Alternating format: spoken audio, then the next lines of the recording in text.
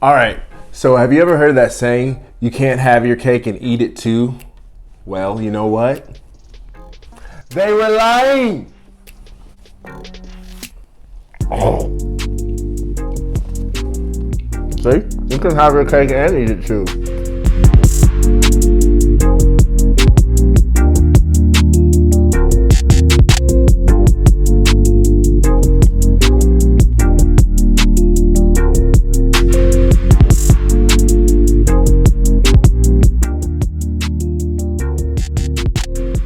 All right, first we're gonna preheat our oven to 350 degrees Fahrenheit. Next, we're gonna grab 3 6-inch round pans. We're gonna butter those and line them with parchment paper. Dust the sides with flour and tap out any excess. All right, for our dry mixture, we're gonna need some sugar, cake flour, Dutch processed cocoa powder, kosher salt, baking soda, and baking powder. All right, for our wet mixture, we're gonna need buttermilk, some canola oil, some eggs. Make sure those eggs are room temperature, by the way, and your buttermilk, vanilla extract. We're gonna give that a nice mix. All right, so we're gonna transfer the wet mixture to our stand mixer and turn it on low. And little by little, we're gonna add the dry ingredients to the wet mixture. And we're just gonna mix this until it's nice and combined. You're gonna need 340 grams of water. Bring that to a boil or just pop it in the microwave. It just needs to be really, really hot. So once that's heated up, we're gonna slowly add it to our cake batter with the mixer running on low. Trust me, you want to do this on low, because if you run it on high, you're gonna have a bad time.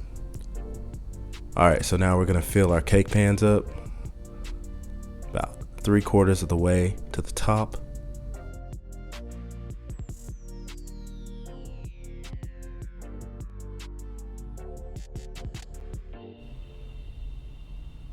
Bake those suckers. All right, so we're gonna make a Swiss buttercream. Swiss buttercream is light, it's velvety, and it's just real easy to ice. Smooth texture. It's real easy, I promise. All right, let's get started. You'll need 8 egg whites, 20 grams of sugar. You're gonna put that in a bowl, give it a little mix, and you're gonna set that over a dough boiler. And you're gonna keep whisking, until all the granules of sugar become smooth and begin to break down, and it starts to get like a syrupy texture. And you want this mixture to reach 160 degrees Fahrenheit. This is basically, we're pasteurizing this mixture, so we're not cooking or eating raw eggs. Well, we are cooking raw eggs, but we're cooking them so we don't consume. You know what I mean.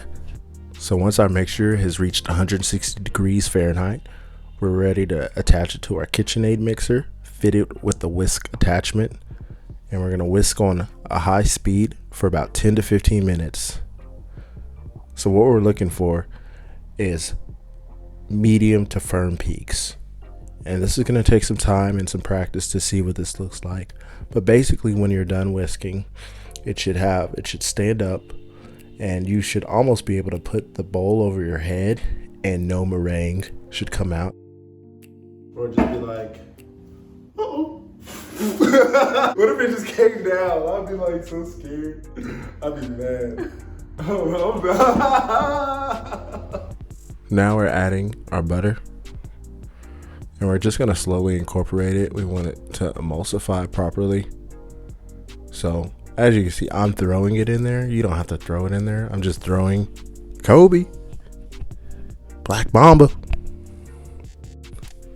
All right, so I got all my butter in, and I'm gonna switch to the paddle attachment, as you can see here. Ooh. And you're gonna mix that on medium. And don't worry, it's gonna look a little curdled. Just keep whisking, keep whipping it. Keep the mixer going.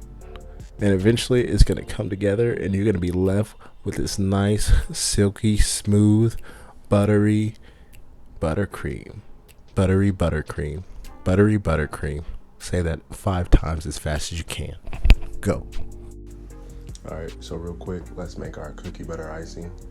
And we're just going to use a 2-to-1 ratio. So if you have 2 cups buttercream, then you would use 1 cup Biscoff. 4 cups buttercream, 2 cups Biscoff. So you kind of get the picture. So just mix that up, place in a piping bag, and set till you're ready for it. All right, we're gonna check our cakes. Gonna give the toothpick test to make sure our toothpick comes out clean. We don't want any of that batter that's still wet or gooey. All right, so our cakes are done. Pop them out on the counter. Let them cool for about 20 minutes. Pop them out of the pan. And we're gonna make some simple syrup. All right, so we're gonna need 200 grams of sugar, 200 grams of water. Bring that to a boil and let that cool down. We're gonna take that simple syrup and brush the tops of our cakes. Now we're gonna wrap and chill them until we're ready to assemble our cake.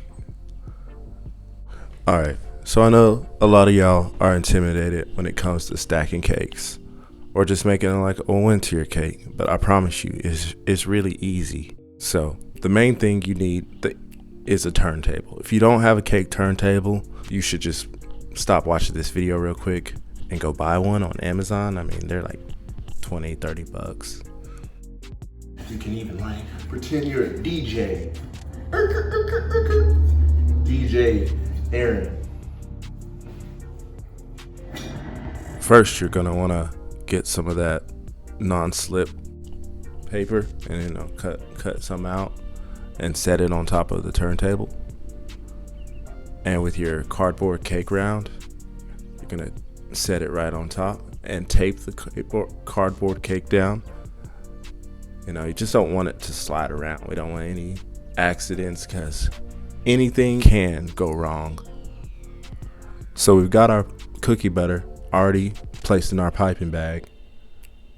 We're gonna take some cookie butter and spread maybe like a little dollop on the bottom of your cake board. This is just to help make sure your cake doesn't slide around. And then you're gonna go ahead with that first layer. Don't be nervous. All right, so watch carefully. Starting from the center of the cake, you're gonna pipe a thin layer of cookie butter icing while simultaneously spinning the cake. I know this sounds difficult, but just give it a go.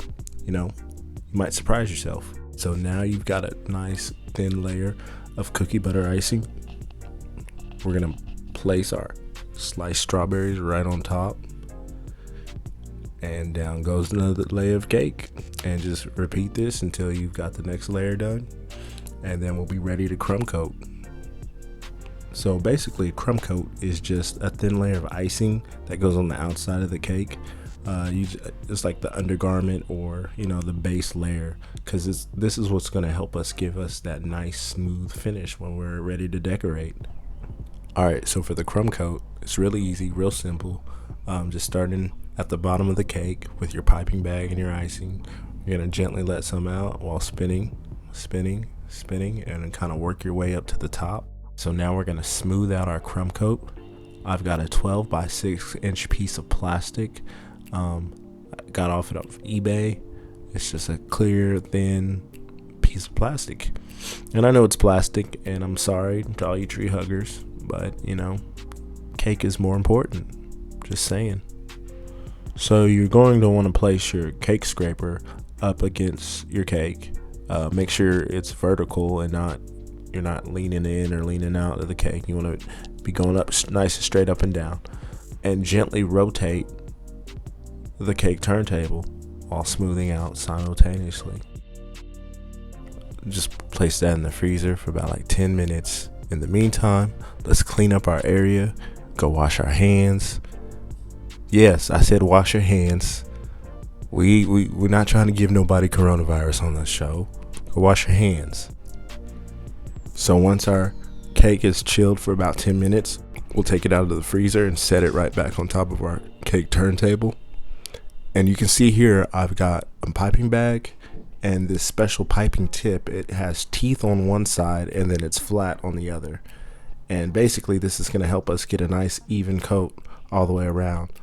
So starting with the bottom, kind of like we did with the crumb coat, you're just going to work the turntable and squeeze out some buttercream onto the cake. So I'll use this mini spatula to remove any excess buttercream on my cake scraper as I'm turning, because I don't want that thing to get too full, or you're just going to reapply that buttercream. If you have any little holes like you see there, just patch those up with a little bit of buttercream and then go back over and smooth out with your cake scraper. Now it's not going to be perfect, and that's okay.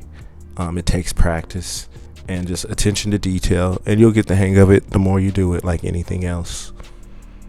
So don't be down on yourself. Alright, so my cake is smooth. I've got a cake flat top or cake high top, whatever you want to call it. It's kind of jagged edge. That's actually a look too now. Like, I see other bakers doing this little style. It's cool, but I think they're just being lazy. I'm just kidding. They're not being lazy. It was a joke. Calm down. Alright, to make our chocolate ganache drip, we're going to heat 120 grams of heavy cream and 10 grams of sugar in a small saucepan. Bring that to a boil, and once that's brought to a boil, you're going to pour that over 70% dark chocolate, roughly chopped, or if you have chocolate chips, that works too. And let that sit for about a minute. Alright, cool. Once that minute's up, you're gonna whisk in, or just kind of gently fold in, 40 grams of room temperature butter, and just let that cool down. You don't want to pour the chocolate ganache on the cake right when you make it. You kind of want to let it come down, because if you pour it right on top, it's just gonna melt. It'll probably melt your buttercream on your cake. So it's a real temperature sensitive thing. Cakes are super temperature sensitive. Alright, so I'm gonna make a quick chocolate buttercream, and it's real simple. Just buttercream and cocoa powder. Alright, so my ganache is cooled down. I've got my buttercream, I've got some sliced strawberries, and I've got some gold leaf. Let's go ahead and assemble this cake that we're about to eat. Once all your ganache has been applied, go ahead and grab your buttercream, and you'll have a little round piping tip. You can use whatever piping tip. I couldn't find any other piping tips, so this is the one you're gonna get. Just put that in a piping bag, put your buttercream inside, and just start on the edges and work your way around. And you can really use any fruit you want. Since this has strawberries inside of it, I'm gonna put strawberries on top, some shaved chocolate, and gotta have that gold leaf, because I'm extra bougie.